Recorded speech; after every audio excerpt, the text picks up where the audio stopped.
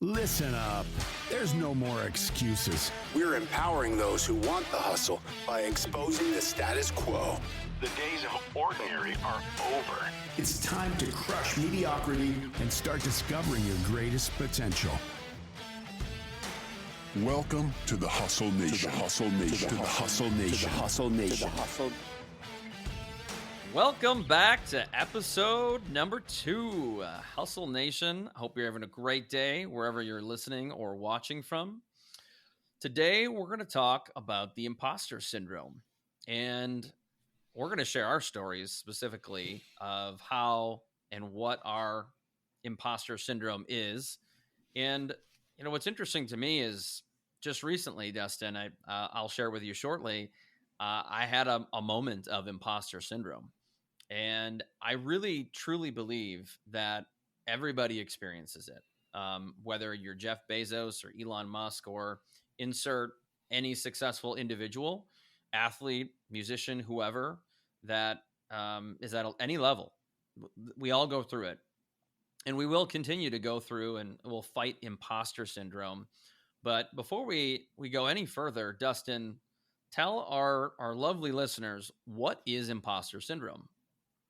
So imposter syndrome is that feeling you have when you're undertaking something, right? You're taking on a new role or you're taking on a new venture, and all of a sudden that voice in your head is saying, "Why the heck are you doing this? You know, you're not qualified to do this. No one's gonna care. No one's gonna listen. What value do you create in this?" And it's been interesting, as we talk about it. I mean, we all experience it, and most of us experience it time and time again, right? And it's we all experience it differently, but how we deal with it is really the key, because you're going to have it. It's just I know for me, looking back, I never really knew the term until maybe the last few years. I wish I would have known the term 20 years ago, because it would have allowed me to define what I was going through, and frankly, I think it would have been better to get through it. Yeah. No question. I mean, I could tell you so many instances of when I had imposter syndrome, but most recently, and I come from a marketing background, and as you listen to the podcast, well, I'll share more about that. I always hate talking about myself, so I'm not quick to peacock about my background, but I will say, so being around marketing for a long time, I've always had goals and aspirations of being well known in that space, and so. After a lot of hard work, I was recently asked by a university if I would be a lecturer, or otherwise known as an adjunct professor. And that to me was a bit of a defining moment where I had the opportunity to do that. But I also said, typically to have a position like that, you need to have an MBA or PhD. And many of my colleagues have those and multiple. And so I had a moment of, why me? I don't even know if I'm qualified. Now, at the core, I know I'm qualified to teach the content, but I don't know that I'm qualified to be teaching at a university level. And so I had to remind myself, and again, these are moments that don't define you, but you either have to choose, I feel like an imposter. Do I continue? Am I good enough? And my brain said, yeah, I am good enough. I know the content. I'm going to enjoy the hell out of this. And I believe I can give the students a phenomenal experience and really bring them a lot of real world experience and knowledge that they might not gain just learning out of a textbook. And so that was one of so many. And how I overcame that was self-talk, really, and not allowing self-doubt to be the champion there. And I had shared that with other people, not so much that, I'm feeling like an imposter, but I just said, it's a bit of a humbling moment, and it's exciting, but it's like, wow. And they're like, a couple of people said, you're more than qualified to do this. And that's when I said, yeah, you're right. I shouldn't even think about that. I don't know why I'm thinking about this, but everybody has it. And I've been in this industry for over 20 years. So I shouldn't for a moment begin to think that I can't do it. And sure. I'd be curious. I know you've got a couple that we've talked about, but I want to hear one of your imposter syndrome stories. Yeah, so it's interesting. Every step of my career, I feel like I've had imposter syndrome. One of the more recent ones that was really interesting to me was I've been CEO of McClone now for about 5 years, and so we're about 120 people, right? So we have, it's not just me leading a few people; it's me leading leaders. And one of the most interesting things was I'll never forget it. It was when all of a sudden one of our leaders repeated something that I said. And that kind of blew my mind because I was like, hold on, I just kind of say stuff, right? I'm just kind of talking about stuff, right? And all of a sudden it's, oh, you're repeating what I said. And, thankfully I think it was a good nugget. I mean, that's why she was repeating it, but it was one of those kind of light bulb moments where all of a sudden I'm like, hold on, I am the leader. So you have to embrace it. Right. And, to your point, it wasn't that there are times when you feel like you're not qualified. There's times when you feel like I didn't recognize really the position I was in. So that one was a really interesting one to me. But I'll give another example. At one point, I was on a board of directors on a bank board, and so I am today too. But this was actually a different bank. And at the time, I was a lot younger than most of the other people in the room. And I'll never forget when they voted me to be the vice chair of the board at that time. Why would they do that? I mean, to be honest, I don't understand. Like to this day, it was one of those where I'm looking around the room, and frankly, I felt like everyone in the room was a heck of a lot smarter than me and a heck of a lot more qualified. And yet, that was their decision. And whether it was the right one or wrong one, I guess that's for others to decide. But that was an example for me where I had to say, well, it wasn't my decision. They decided it. Well, then maybe it isn't my issue, right? Maybe I just need to look at myself a little differently. And, but the other thing that I think is really interesting about each of the imposter syndrome scenarios that I've gone through is if used correctly, it can be super powerful. Because when I look at the imposter syndrome, how I've learned to react to it, when you're younger, you almost want to run from it. You almost believe the talk in your head. I think most sometimes people do. For sure. And you almost need that outside party, right? Honestly, we were talking about this, right? We were talking about starting a podcast together around hustle. You were that to me, right? Where we were having this discussion of, well, yeah, I mean, this is something that needs to be shared. And this is something that people will want to hear. That talk, right, was an outside party saying, get off of it, just go do it. But what it does is, to me, it's allowed me to embrace that, to raise the bar, because the other kind of underpinning of the imposter syndrome is you're not qualified or you're not good enough. Well, if you respond to that by quitting or paralysis, then it's taking it too far. But if you use it as a fuel to make whatever you're trying to do better and achieve better, then it can be a tremendous fuel, right? It allows you to think about, it might not be good enough. I got to raise that bar a little bit. But it's that fine balance of, if imposter syndrome is there, using it to fuel to maybe raise the bar so you feel more confident, you feel more better about what it is you're doing or what you're trying to accomplish, but not taking it so far that this thing has to be perfect, right? So as an example with this podcast, for those of you listening, right, this is our second episode, and I'm sure when we look at our 50th episode, it'll be a heck of a lot better than our second episode, right? And the idea being there is nothing is ever perfect. Nobody expects perfection, but at some point you just got to launch, right? At some point you got to go and you got to start working through it, because at the end of the day, that's how you're going to overcome it.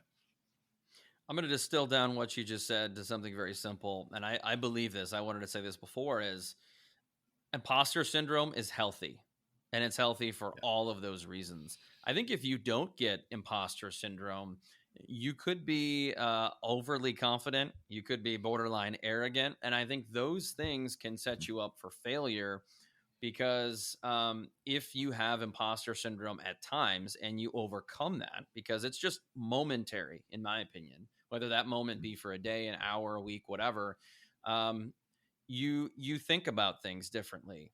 You're compassionate, you're typically caring, you want to understand, and someone who always just thinks, I've got it, I can do it, right? And it is good to be confident, but to a certain point, I think there's a such thing as getting to a level where you can set yourself up for failure. And have you seen that in the workplace? Have you seen that in Absolutely. business? I mean, I've seen it in myself, right? I mean, there's times in your career where you just, there's, to your point, there's some benefits to blind confidence in certain parts, right? Because, there's plenty of people that had they not had blind confidence, they may have never done it.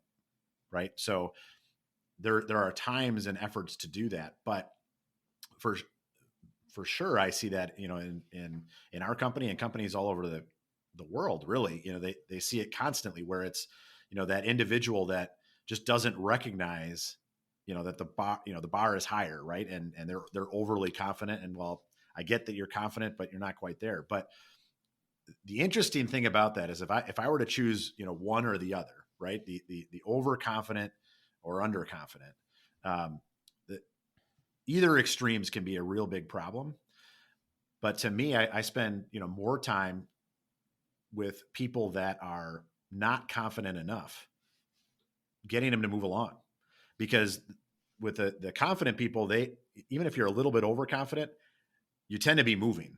You tend to be just diving in. And, yes, there are some people that you want to kind of shake and be like, maybe you should have a little bit of imposter syndrome, right? But, those that are less confident, a lot of times, and again, that's where hustle leadership comes in, right? Is getting them to see the path, and you are capable and you are going. And to me, that's where, when we started talking about kind of what Hustle Nation looks like, right? Like, what's the value of the community coming together, right? Is if we're all believing in this, we're all hustling, we're all trying to achieve, we're all trying to kind of break through, what benefit is that in us? It's because, people like you and I and the listeners and, all those part of, Hustle Nation, we can support each other too, right? So when imposter syndrome is slowing one of us down, not only can we support each other, but we can be real with each other to share, this is, you maybe need a little more imposter syndrome, maybe you need a little bit less.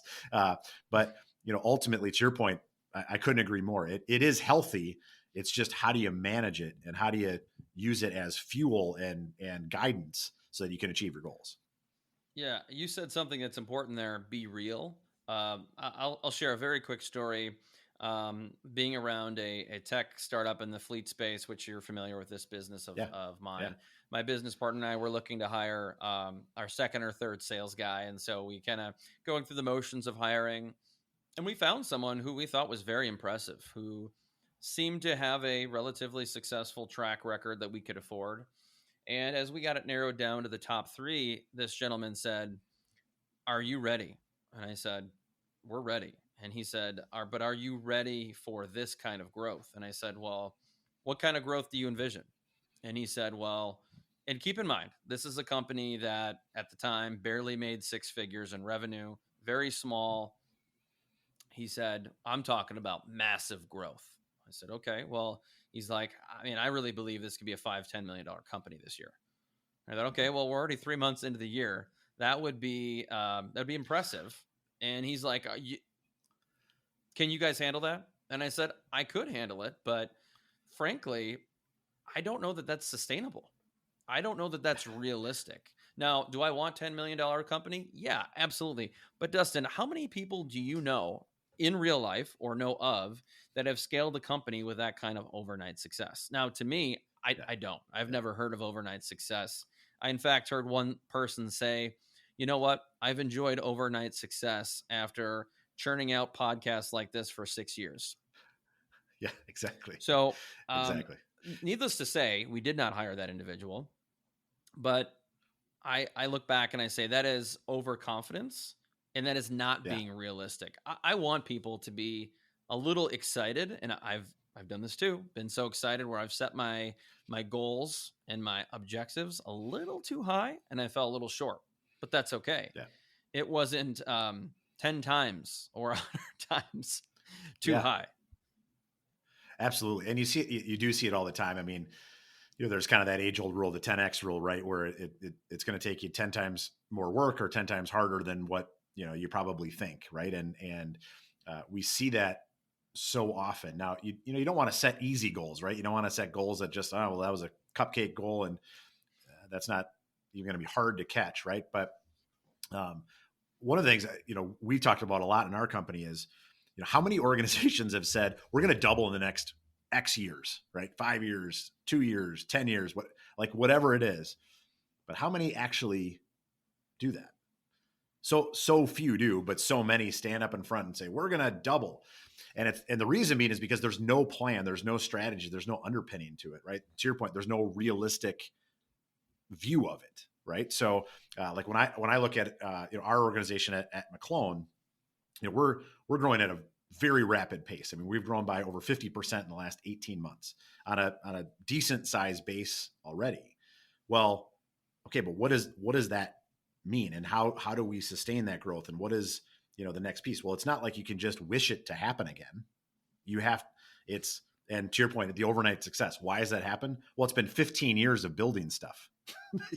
So it's not like, oh, well, this year was great. Well, yeah, okay, true. But there was 15 years of thankless nights and grinding and hard work and all that sort of stuff that kind of leads you up to that point. And so there was there's a quote out there, the harder you work, the luckier you get. And, to me, I always go back to that because to your point, so many people are like, well, this is an overnight success and this just came out of nowhere. When you really peel back the onion, I still have yet to talk to someone that is truly successful, not winning the lottery, but truly successful, that it just happened randomly. Maybe their organization scaled very quickly, but if their organization grew very quickly, it was probably because they had built relationships, a team, a plan, an organization years and years prior to that. And then they just happened to be right time, right place, and were able to scale it. That's true. I mean, you think about successful businesses that have been started.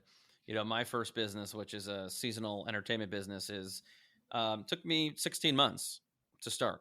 And it was convincing my wife, one, that I should do it. And two, it was planning, market research. Will this work here? Is there a market for this? Can I get this approved in the city? So, you look and I say, well, okay, well, in January, I'll be around, that business will have been established for 7 years. But really, it's like 8.5 years because there was a lot of pre-planning, a lot of work, saving of money, et cetera, to go into it. And I had to be realistic. And if I wasn't, obviously you can't fast forward 8 years and still be around. But yeah, it's just so important being realistic. And then going back to the thing about the goals you mentioned is, okay, we're going to double in 5 years. Okay, great. Well, how do we do it? And what does that look like in 6 months? Or as I heard in a podcast the other day was, okay, so we have these goals, right? We're going to look at them once a year, right? Okay. Well, most companies I know look at their goals once a year. They're not very successful. So why don't we have quarterly meetings on this? Why don't we have half-hour quarterly meetings and say, okay, are we on track for goal X? Are we on track for goal Y? If not, why? And what are we doing to fix that? And so I think smart, measurable, attainable goals, sometimes even I think setting the bar at a level that's low enough that you can just crush that goal. Now, not on purpose, but to the point where, okay, well, we want to be 20%, but let's say 15. And if we get to 22, hey, we're going to look pretty damn freaking good. And whether it's 15, 14, or 22% over where you were the previous year, that's still fantastic. And so I think being real and setting goals together go together just like the H and U and hustle. Absolutely right.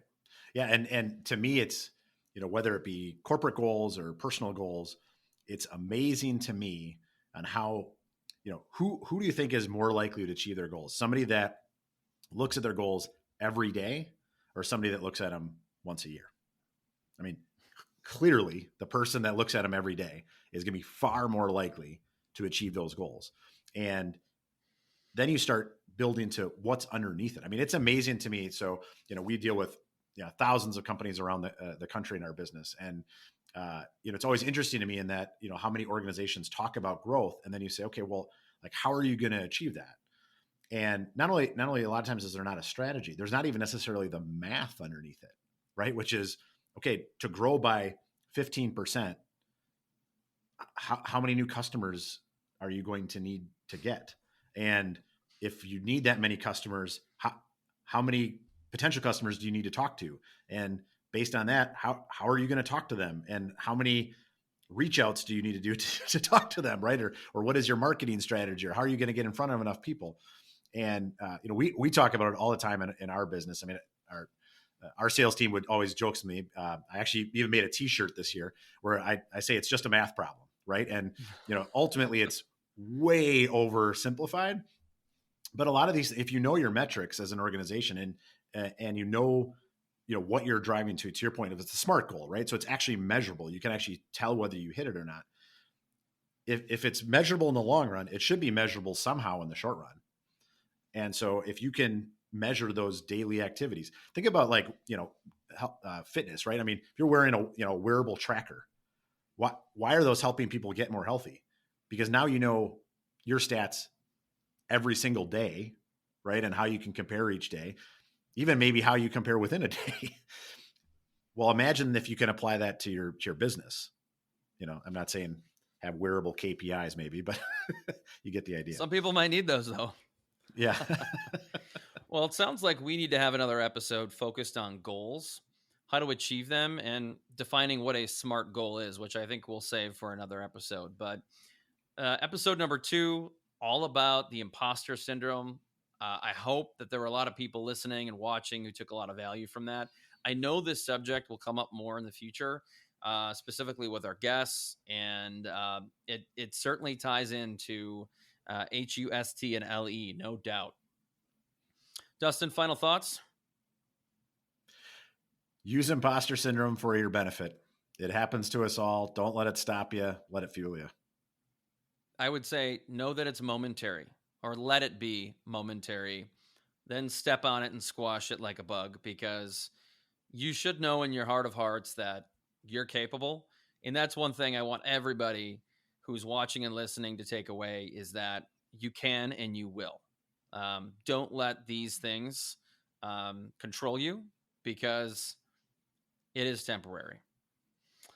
Outside of that, thank you for watching. Please like, comment, share, and we hope to see you back for episode number 3. Peace. Thank you for being part of the Hustle Nation. If you're serious about raising the bar in your personal and professional life and willing to go all in on your success, head over to hustleleaders.com. Here you can get access to our Hustle Productivity ebook, attend our Hustle Masterclass, or challenge yourself to the 30-day Hustle Challenge. Pairing these tools and training with the Hustle Nation podcast will help you advance to a whole new level. Until next time, stay hungry and inspire those around you to hustle.